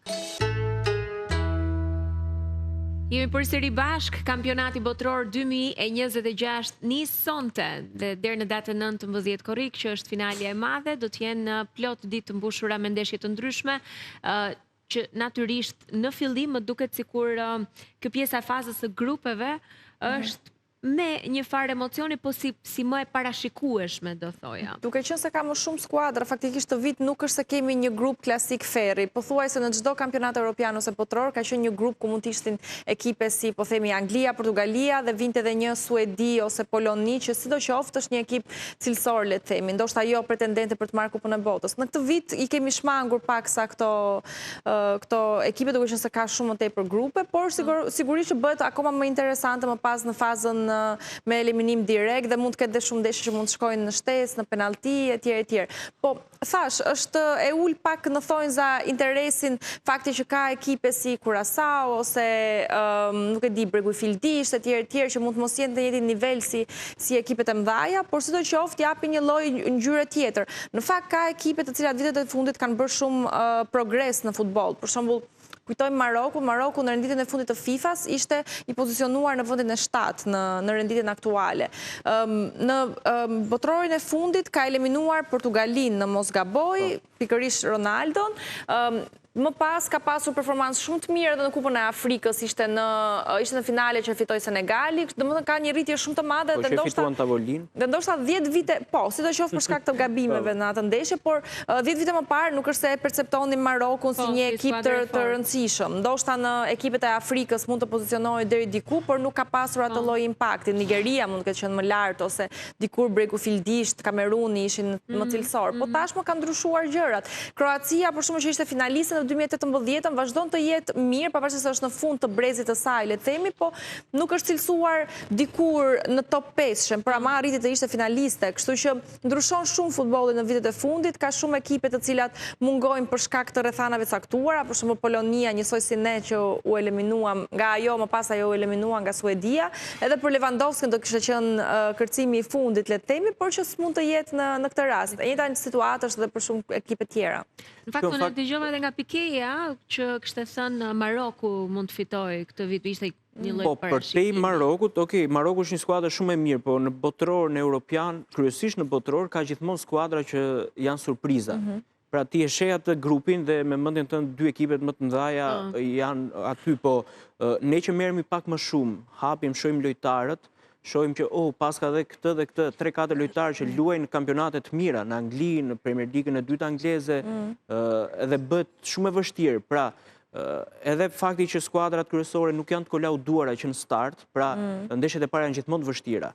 Sado që Brazili ta luaj me Haitin apo me një ekip tjetër, me KK në grup, është e vështirë gjithmonë ndeshja e parë. Dhe këto skuadrat e vogla të tretat, katërta, nëse arrin të bëjnë një rezultati pozitiv, atëherë kanë mundësi që të shkojnë më tej. Dhe fakti që në formula e këtij botrori të lejon edhe ekipet e treta, 8 më të mira do të kualifikohen për fazën e 1/16-ave, se kjo është një tjetër risi, që ky botror ka një lloj faze ekstra, pra për shkak të numrit të madh të skuadrave të grupeve, do të thotë që edhe këto ekipet e vogla kanë shansin e tyre për të treguar dhe për të shkuar lart. Edhe unë mendoj që do ketë shumë surpriza, që nuk i mendojnë njerëzit. Ti mendon pra që do ketë skuadra që do jenë papritur në ballë të kampionatit? Në ballë jo, po aty mbrapa që për të prishur punë këtyre skuadrat të mëdha ka gjithmonë. Surprizat vijnë shpeshherë edhe për shkak të nivelit më të ulët të stresit, le të themi, që kanë ekipet të cilat janë shumë të lumtura edhe thjesht se po përfaqësohen në Kupën e Botës dhe nga ana tjetër edhe neve për shembull. Do ishte shumë e bukur. Po, patjetër. Do kërkonin nga ana tjetër kishim stresin se ka shumë për ekipet europiane, sidomos sepse kur rendisim favoritët, domethënë përveç në Amerikën Latine që është Brazili dhe Argentina, praktikisht e dominon Europa me Francën, Portugalinë, me Anglinë, Spanjën, Gjermaninë etj. Dhe ekipet europiane janë mësuar të ndeshin me njëra tjetrën dhe ndërkohë ekipet latine bëjnë një futboll komplet ndryshe. Përveç se në botror që ti mund ndeshësh ose ndonjë miqësore luksi me Brazilin, me Argentinën, përgjithsisht që ti të dish se si luan Kili, po themi ne si kombëtarë kemi luajtur me Kili në përgatitjet për Europianën 2024, po është një mekanizëm total ndryshe futbolli, apo për shembull Bolivia që ka një skem specifike se si. Shumë fort edhe sepse kanë tjetër ritëm në këtë rast. E njëjta gjë ndodhe me ekipet aziatike, kanë tjetër ideologji le të themi të futbollit dhe kjo ti kur nuk je familjare me atë lloj futbolli e ke pak më të vështirë. Ndërkohë një ekip që ti e ndesh gjithmonë për Bayern me Realin është ndeshur 100 herë në Champions League tani e din shumë mirë se si lëvizje, kështu që pak më ndryshe në këtë rast. Tita Sara, besoj i ke parë pak a shumë se si është ndarja e grupeve, sidomos për Gjermaninë, për të parë me kë do të ndeshet, ke një lloj besimi që do të ecë përpara si skuadër dhe që do vi kupa në Europë. Është pak e vështirë t'ja bësh këtë pyetje një tifozi, sepse kur je tifoz, sigurisht të merresh me vështirësitë brenda grupit, por ke gjithmonë atë dëshirën dhe besimin që plus që të thash në përgjithësi jemi mësuar, jo vetëm unë si tifoze, po jemi mësuar që Gjermania, ashtu si dhe Hollanda, apo dhe Italia, dhe pse s'është më tani, do me thënë kanë qenë gjithmonë ndër shtetet që kanë dominuar si në Europian, ashtu edhe në botror, kështu që është e pritshme për mua Gjermania. Njëherë më lini të filloj botrori, edhe të kalojmë këto fazat e para, që ndonjëherë duken kështu, po këto si me thënë në thonjza të fëlliqin dhe më shumë, falni për termin ose për zhargonin pak, sepse unë si një tifoze shumë e vjetër e Gjermanisë, kam përjetuar dhe dhimbje të mëdha të mdalin nga fare pa u futur as në gjysmë finale, as pa shijuar spektakël të vërtet të Gjermanisë. E me mjafti se i ka ndodhur edhe Brazilit. E ka përjetuar Brazilit partën nga grupet ka dalë edhe ka shkuar në 3 faza. Me Koren pati vështirësi Gjermania. Me Koren. Më kupton çfarë dua të them, domethënë, duke qenë se jemi Japonia i ka dhënë duke qenë se jemi tifoz, kemi këtë ngrirjen e gjakut, sepse na ndodhin kur je një skuadër shumë e madhe, dhimbja më e madhe është pikërisht kur ndodh që ti skualifikohesh që në fillim, më kupton? E ne kemi provuar dhe këtë lloj dhimbje, por një rast, prandaj e mbaj mend edhe dhimbjen, ka qenë një.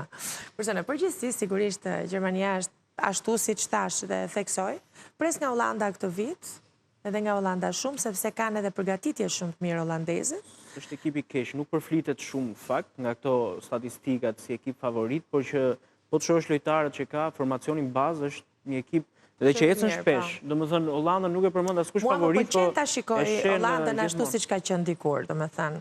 Se jam e sigurt që janë edhe ato tifozët janë fantastik, tifozët e Hollandës do zgjohen, domethënë nëse do ketë një ecje përpara të Hollandës. Po ky botëror në fakt këtë ka të veçantë sepse është shumë e vështirë se cila është skuadra favorite. Pavarësisht se statistikat tregojnë deri diku Spanjën.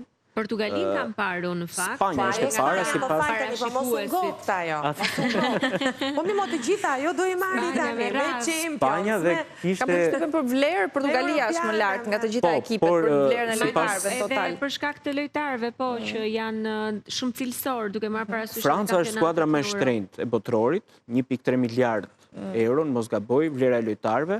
Po Spanja zgjidhet nga këto kompanitë opta që bëjnë parashikime statistika dhe shohin me përqindjen më të lartë se çdo kombëtare tjetër.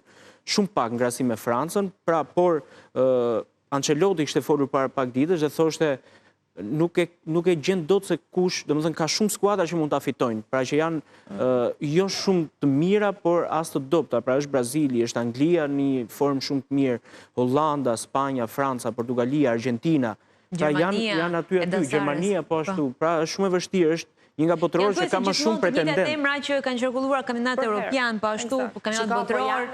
Qarkullojnë emrat sepse janë shtete që kanë bërë historinë e futbollit, tani ne duhet bëjmë botrori dhe europiani kanë një lloj funksioni specifik, le të themi, që ti duhet të jesh i mësuar me fazat të tilla. Pra ti duhet të jesh i mësuar të bësh 3-4 ndeshje radhazi në fazën në grupe, më pas të përjetosh presionin e ndeshjeve me eliminin direkt, po ndërkohë ti të kesh një ekip të përgatitur edhe për të shkuar në shtesë në raste të shtesave, por edhe në penallti nga ana tjetër, kështu që unë për këtë arsye kam besim edhe te Carlo Ancelotti, që tani është trajneri i Brazilit, duke qenë se një lloj tensioni të tillë ta jep dhe Champions Liga, dhe duke qenë se ai ka arritur të fitojë Champions Ligën jo vetëm me Real Madrid, edhe me Milanin, kështu që besoj se është një lloj forme edhe të mësuarit, sepse janë praktikisht 9 ndeshje deri në finale, Genti mos gaboj, 9 ndeshje mund të jenë. Një ekip kam përshtypjen 8 ose 9 mund të jenë total, kështu që po janë ka një intensitet të tillë, zëre se është një Champions League e mbledhur, le të themi, po sistemi është i njëjtë, grupe dhe më pas eliminim direkt, kështu që kam përshtypjen që ekipet që kanë edhe lojtarët të cilët janë mësuar me një formë të tillë presioni, mund të jenë pak më rezultativ. Prandaj Franca ka pasur sukses në 2018, sepse kishte lojtarë të cilët ishin aktiv në klubet e tyre në këtë lloj forme. Spanja po ashtu. Gjermania ka gjithmonë atë shpirtin e mbijetesës edhe që nuk e vret dot njeri shumë raste të rralla, por është vërtet shumë surprizuese dhe nuk mund ta përcaktosh eksakt se kush mund ta fitoj. Siç është futbolli në vetvete, sado ne mundohemi me tonën që me njohjen e secilës skuadër, me antarët që ka, sportistët që ka ti deri diku parashikon, por gjithsesi është surprizues në fund edhe mund mbetesh me atë ndjesin që fati ishte i keq, nuk ishte në anën e tyre. Një gjë tjetër interesante është që juve do ju duhet të jeni, po themi, sa më profesionist edhe të mos tregoni anë, apo e keni menduar shumë më të lehtë këtë gjë? Ajo e tha, jam e Brazili, nuk e mbajti do. Tu e tha, po atje nuk e di, pastaj Teleamerika si dhe. Jo, tani ajo të kërkohet patjetër, ne mundohemi të jemi profesionist në çdo. Ti mund të kesh preferenca të caktuara, por në momentin që bën analizë, mendoj që në rastin e saj, duke qenë se flasim për një kompeticion që është edhe një spektakël, është një festë e futbollit botërore, ka një tjetër, është një tjetër lloj.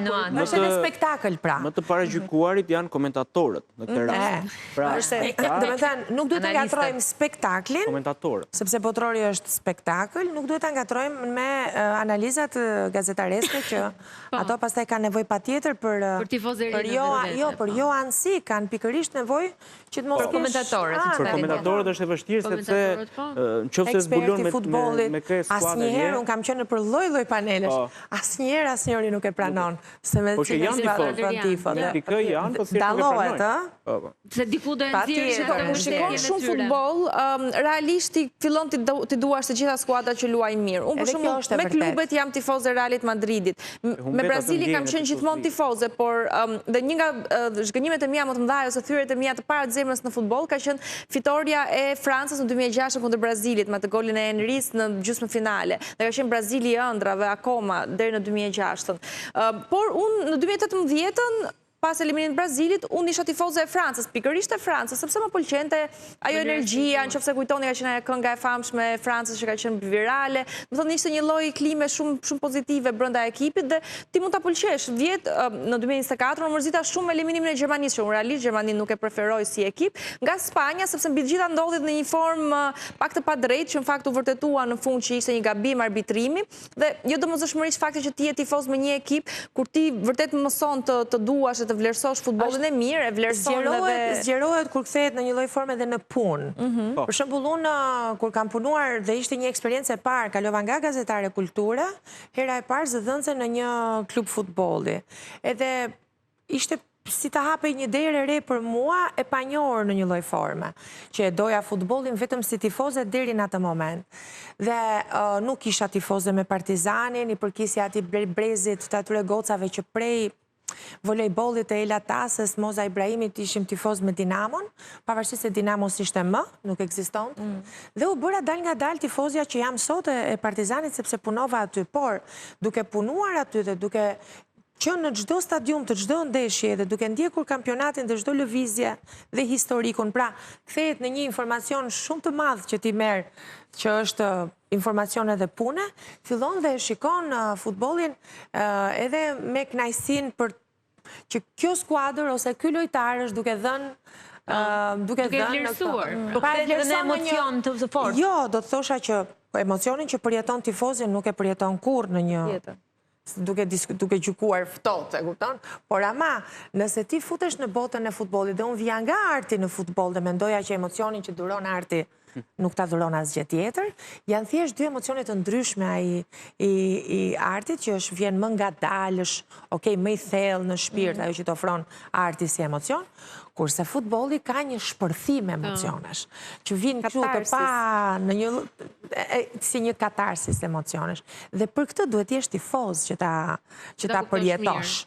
Ndërsa kënaqësia që merr kur je në stadium ose kur takohemi ne për shembull që shohim futboll edhe ndjekim futbollin, është kënaqësia shumë e madhe kur sheh një lëvizje ose një gjë që ndodh aty që ti nga që je njohës i futbollit ti e kupton me diskuton, komenton. Është një lloj kënaqësie edhe ajo. Edhe tifozi thjeshtë, Lenida tha kam qenë para shumë vitesh pra kam mësuar një thyrje të zemrës, me çfarë emocioni tregohet edhe kur ka humbur skuadra e preferuar, por edhe kur ka fituar, pra mbahen mend edhe kur ke qenë fare fëmijë, pra fare i vogël. Këto janë histori që të Në të rënqeth kur ti e shikon dhe përfshihesh. Të bëjnë dhe ti ruan gjithë jetën.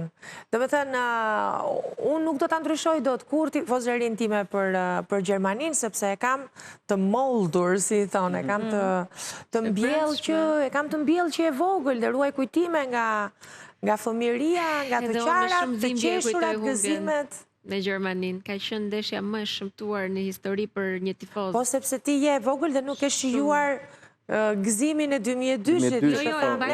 Se ka një gjë, mami im është ajo që më ka mësuar mua dashurim për Brazilin dhe babi im ishte me Italin. Dhe ka qenë më duket një finale. Si merreshin vesh ata të dy, ata e din. Babi im sigurisht nuk donte të dëgjonte tifozëri nga ne, se përjeton, ai është njëri që përjeton humbjen e Italisë, nuk ka. Juventus dhe Italia janë në zemrën e tij. Ndërkohë bashkëshorti im është me Gjermanin. Dhe unë ndeshjen me Gjermanin 7-1, kam parë me të... Shto knaqeni këtë botror, jo? Nuk e doja për meje.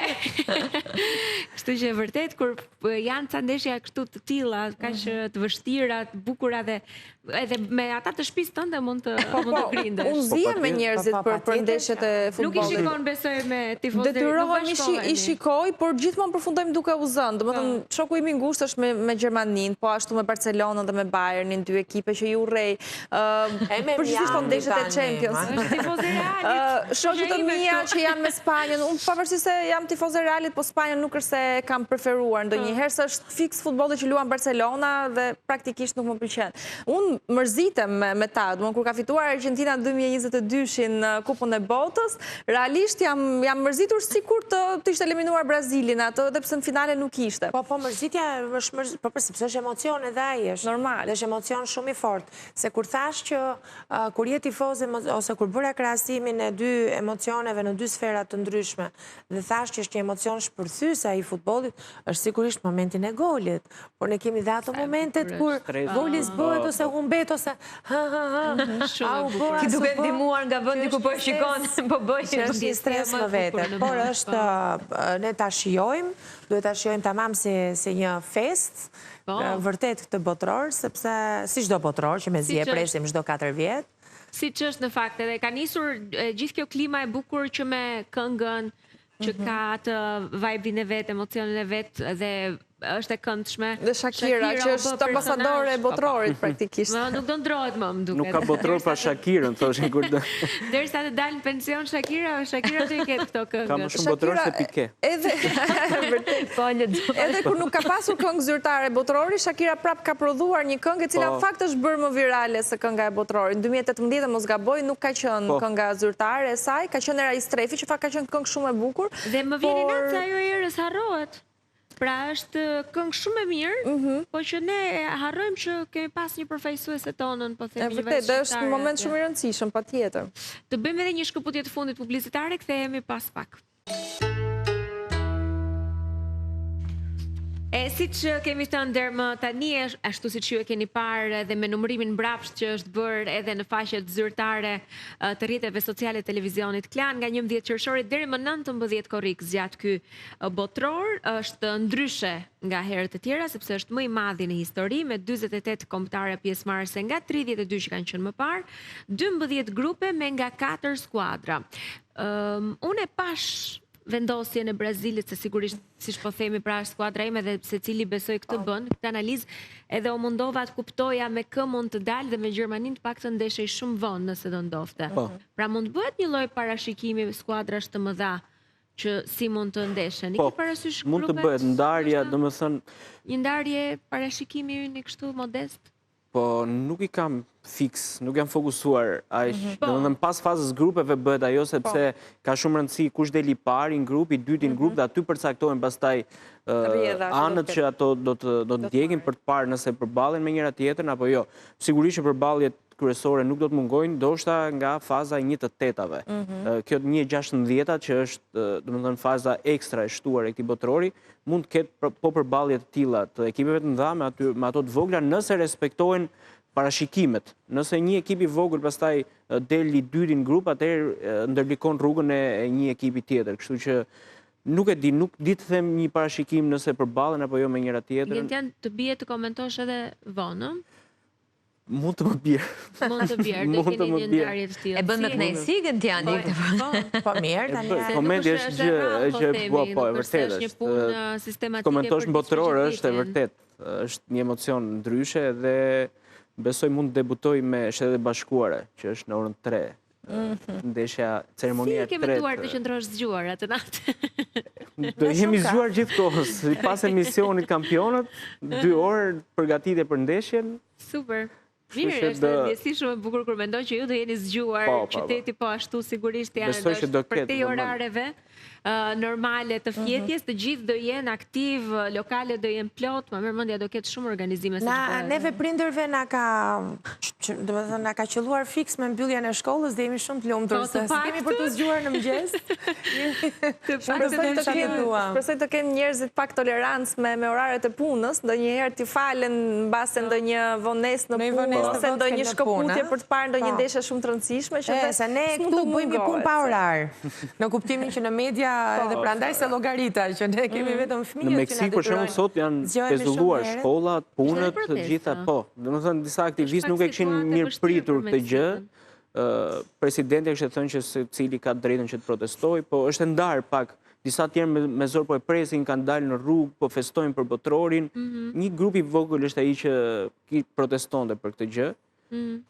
Po Meksika futet në histori sot sepse pret për herë të tretë një finale hapse të botrorit si asnjë shtet tjetër, kështu që duan ta tregojnë veten edhe ata ceremoninë, po për të tretin vit. Do jenë shumë artistë të njohur përveç Shakirës, më duket është Katy Perry, po Burna Boy që është me Shakirën, ishte një skaletë ngjeshur, domethënë me këta kulmon me këngën zyrtare, po që fillon 90 minuta para. 90 minuta para, po edhe transmetimi i televizionit Klan fillon po ashtu që me fillimin e ceremonisë, po patjetër. Është pjesë e gjithë gjës, domethënë prag botrorit. Veçantia është që ka shumë gjasa që finalja të jetë në strukturën e Super Bowlit. Më është amerikanizuar, le të themi, kështu që njësoj si në Super Bowl, që është ajo halftime show 15 minuta, e njëjta gjë pritet të jetë në këtë rast, mos gaboj, është në balotazh Madonna, më duket që do të jetë janë disa emra, do të performoj, kështu që në një farë mënyrë sjell akoma edhe një gjë më të veçantë te ky botror dhe do të parë edhe se si do të pritet kjo gjë, se jemi mësuar vazhdimisht atë 15 minutshin të shohim reklam ose të marrim diçka për të ngrënë ose të shohim ndërkohë që janë duke bërë nxemjen disa nga lojtarët që kanë luajtur. Amerika edhe te botror. Ka futur shumë këtë vit se i kishte penguar edhe për vizë një pjesë e mirë. Po, ka pasur edhe polemika për të shkuar. Irani sidomos, një nga kombëtarët që... Ka të bëjë me Amerikën pastaj, ka të bëjë me arbitra. Një arbitër nga Somalia është rikthyer, nuk u lejuar që të futej në Amerikë, skuadra. Haiti kishte pak problem me bluzën për element politik të uniformës. Kam pasur një flamur të Polonisë, më duket, për shkak të historisë, dhe FIFA e ka kërkuar që ta heqë të fanellët, mos e pranoi. Lojtarëve janë bërë skanim, po Embolo u kthyen në Zvicër dhe u nis pak më vonë për shkak të disa procedurave, dokumentave. Se Amerika i ka këto, dije, po të shkosh në Amerikë, do merresh në pyetje. Shqipërinë, Katerina, ka këtë gjërat. Ko të ankojme për Shqipërinë, që ka këtë problematikat, jo me burokracira. Po. Jo, ne jemi të në botë demokratike. Tona janë të hapura gjithmonë. Po kjo nuk është gjithmonë një gjë e mirë. Jo, po edhe për tifozët ka patur shumë probleme për vajtje. Madje kam parë që ka nga ata të cilët nuk e kanë marrë të drejtën, jo, janë ndjekur të gjitha shpenzimet. Në mos gaboj Maroku ka pas probleme shumë. Kanë blerë biletat, kanë bërë... Irani ka refuzuar vizat po ashtu të tifozëve, edhe të, po themi, të stafit, në thonjë za stafit të zgjeruar të gjithë skuadrës. Ata që kanë qenë pjesë e gardës revolucionare, të paktën nuk janë lejuar që të futen, dhe për këtë arsye Irani bëri spostimin e qendrës servitore që e kishte në Shtetet e Bashkuara dhe do të qëndrojnë në Tijuana, në Meksik, aty në kufi që t'i ketë... të bëjnë në një gjë. Jo, edhe madje kanë marrë lejen... Lëvizim nga vëndi se bëj shaka, po tani fillova të teoritë konspirative me infiltrime brenda. Shikone, mund të ndodhë. Kanë të drejtë përsa ko janë në luft me Iranin, kanë të drejtë ta mendojnë këtë. Teoria më qesharake konspirative që kam lexuar, edhe pse mund të ketë nga ata që i besojnë, po nuk më merr mendja të jetë një gjë e tillë, ishte, e kam thënë madje edhe te kuzhina, parashikimi i dikurshëm i Baba Vangës që ka thënë se do të ketë një dritë të madhe që do të zbres në një nga ndeshjet, e një ndeshje që gjithë bota do t'i ketë syt tek ajo. Dhe mendohet që mund të jetë ose një komet, meteor, ku diun këto fenomenet e hapësirës, ose mund të jetë zbritje jashtëtoksore. Që qesharake ka shkuar gjëja dhe aq shumë teorira ka. Po bëhet fjalë për këtë botror, domethënë. Për këtë botror. Një arsye më shumë dhe i përzuar. Për të parë ndeshjet çfarë do ndodh. Neve këtë vit kemi ne është sigurt që do të xhirojë. Mendoj që e lidhi shumë me Gjermaninë, se aty mund të ndodhi diçka e tillë. Keti përplasje Amerikë-Iran për shembull, një ndeshje që mund të jetë. Është vërtet ajo do të kthejë një përmbys një situatë të tërë. Globale, pikërisht. Përfundimisht, kjo do të jetë një kampionat me shumë surpriza. Edhe një sfidë më vetën, në fakt, për gjithë aspektet. Nëse do të arrijë të jetë i suksesshëm, edhe për shkak të numrit më të lartë të kuadrave, të orareve, pak të papërshtatshme, nga ana tjetër për çmimin e biletave, sepse kjo ka qenë një nga kritikat e tjera, se dihet që futbolli ka kostot e veta për ty si tifoz, po nga ana tjetër edhe kostot kaq shumë të mëdha për shkak të marketingut etj, të jep pak atë sensin e padrejtësisë, sepse është një sport që duhet shijohet me atë formën standarde, po të vëmë re futboll ti je shef me një gotë birë, me diçka për të ngrënë, nuk je në ato tavolinat shumë mondane, duke pirë verë apo duke konsumuar një ushqim shumë. Mund është diçka shumë bazike dhe që duhet shijuar në këtë lloj forme, kështu që kjo është mirë do ishte të bëjë ashtu, po kjo është çështje karakteriale, pastaj ka njerëz që ju pëlqen ajo mondaniteti edhe. Jo, e lidha me pjesën e biletave, që bileta ka shumë të shtrenjta, sikur të distancojnë pak ty si tifoz i thjesht, le të themi, që ti e ke shijuar gjithmonë futbollin, ndoshta në një cep të stadiumit, ndoshta në një lokal të lagje, duke e parë në mënyrë shumë sportive. Po në fakt janë shitur 6 milion bileta, kështë e folur Infantino dje, dhe kjo është kontrasti që biletat janë më të shtrenjta se çdo herë, po kërkesat kanë qenë më të larta për të qenë prezent, dhe në fakt ky është botrori më i shtrenjtë edhe për të ardhurat që FIFA do të arkëtojë nga të gjitha, nga shqitja e drejtës televizive, diku te 8 miliard euro në mos gaboj, dhe FIFA i shpërndan këto të ardhura për kombëtarët që janë pjesëmarrëse dhe bonuset që ato do të marrin janë më të larta që kanë qenë ndonjëherë. Fituesja e botrorit merr 50 milion dollar ose euro, që është më larta sa dyfishi i Katarit, pra çdo rezultat pozitiv aty vlen edhe për federatat që janë. Milioni merr klubi? Merr federata. Federata, okay. Merr federata, po kishte. Po federata është e shtetit përkatës që fiton. Por Franca, më fal që në pres, Franca ankohej sepse shpenzimet që ne kemi këtu thoshte në Shtetet Bashkuara, grumbullimi dhe po janë shumë të duhet të shkojmë në çerek finale që të jemi dalim pa humbje, po. Pa i bje që të dalim me humbje shumica e skuadrave me shpenzimet. Po, Franca mund të ketë shpenzime më shumë se sa tjerët, kurse ekipet pjesëmarrëse marrin 10 milion. Çdo ekip që shkon atje 10 milion, 2 milion tjera janë bonuse për stafin, për udhëtimet, për gjitha këto. Po pra që nuk arrita të bëja dot ishte kjo. I merr federata 50 milion dollar. Tani këta që u lodhën këmbët dhe arritën këtë fitore. Patjetër, kanë bonuse, kanë stafi teknik, kanë njerëzit që janë pjesë e stafit që ndihmojnë me gjithë aspektet aty. Po këto i vendos federata, jo FIFA.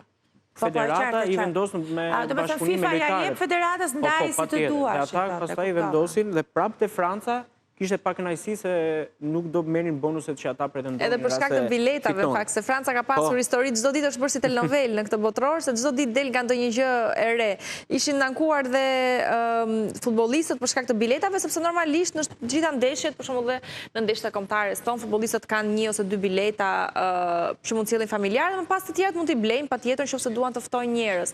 E njëjta gjë vlente edhe për Francën, por në këtë rast nuk jepnin 10 bileta, por jepnin vetëm 2 bileta. Mos gaboj për secilin nga lojtarët. Dhe lojtarët ankoheshin, thonë ne kemi 30 njerëz, 40 njerëz që duam të sjellim në për ndeshje dhe me një llogaritje shumë të thjeshtë që lojtarët Kylian Mbappé nuk do marrë një person dhe do ta çojë në cepin më të largët të stadiumit, do marrë një biletë e cila mund të kushtoj $5.000, $7.000 dhe duke llogaritur 10 ose 20 bileta të tilla, ishin ankuar për shkakun që do kenë një kosto shumë më të lartë se sa prisnin, sepse nuk prisnin të merren vetëm 2 bileta falas. Kështu që po skuadra që kishte shitur më shumë të gjitha biletat ishte Portugalia, domethënë çdo ndeshje që do ishte pjesëmarrëse Portugalia, po. Portugalia kishte thyer një rekord, po themi, kështu që ka patur vërtet rezultate pozitive edhe në këtë aspekt, pavarësisht se mund të jetë në ndonjë ndeshje një numër më i ulët i tifozerisë në përgjithësi interesi ka qenë shumë i lartë dhe s'ka si tjetë ndryshe, kur bëhet fjalë për një kampionat botror.